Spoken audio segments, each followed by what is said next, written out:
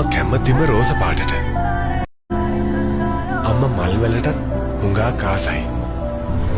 මං ඉස්සර කළුවරට පුදුම බයයි. අම්මා තමයි ඒ බය නැති කළේ. දැන් ඉතින් මං ලොකුයිනේ. අම්මට මේවා ඕනේ වෙන එකක් නැහැ. අම්මා කඩචෝරු කන්න හරි ආසයි. හැබැයි ඉතින් වැඩි හොඳක් නැහැනේ. පුතේ තමල්ට කෑමද? හරි අම්මේ හැමතිස්සෙම කෝල් කරන්න එපා. මම වැඩක ඉන්නේ. මම පස්සේ ගන්නම්. මට අම්මගේ කෝල්ස් ගොඩාක් මිස් වුණා. අම්මගේ හිනාව බලන්න මං හුඟක් ආසයි.